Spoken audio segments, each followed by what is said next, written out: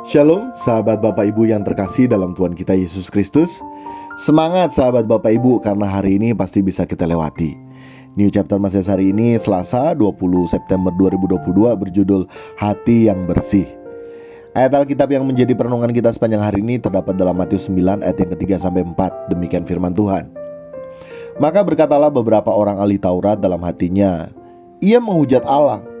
Tetapi Yesus mengetahui pikiran mereka, lalu berkata, mengapa kamu memikirkan hal-hal yang jahat di dalam hatimu? Sahabat Bapak Ibu, saat kita sudah memiliki hati yang tidak baik, hati yang kotor terhadap sesama kita, maka kita pasti akan memikirkan hal-hal yang jahat terhadap orang itu. Nah, ada beberapa respon kita. Kita bisa langsung to the point menunjukkan ketidaksukaan kita kepada sesama kita, atau kita bertindak sebagai orang yang munafik. Ya, yang bertindak sebagai orang munafik, contohnya di saat bersama dengan orang yang tidak kita sukai, kita tetap bisa senyum, kita bisa tertawa bersama. Tetapi saat orang yang tidak kita sukai tidak bersama dengan kita, maka kita mulai menceritakan semua kejelekan orang tersebut yang merasa ya jelek menurut kita. Sehingga akibatnya apapun yang sesama kita itu perbuat, tetapi bila kita terlanjur memiliki hati yang kotor terhadap sesama kita, maka apapun yang diperbuatnya akan selalu salah di mata kita.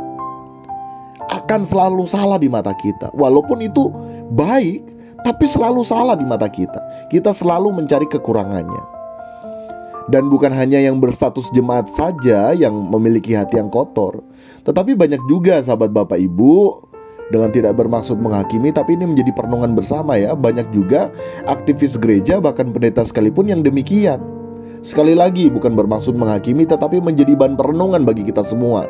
Tentunya kalau kita merasa demikian, ya kita harus berubah, kan begitu. Mari kita masing-masing menyadari bahwa hati kita semua ini licik, sahabat Bapak Ibu. Ahli Taurat termasuk golongan pendeta saat itu loh.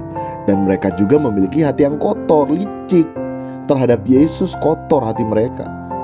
Nah, mengapa kita bisa memiliki hati yang licik atau kotor seperti itu?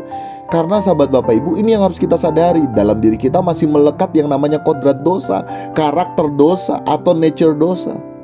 Ini yang harus kita perkarakan setiap harinya di hadapan Tuhan. Bagaimana kita memperoleh hati yang bersih. Justru itu kita perlu senantiasa merenungkan firman Tuhan. Termasuk setiap hari ada renungan harian Kristen, New Chapter Message. Tujuannya supaya kita merenungkan firman Tuhan siang dan malam.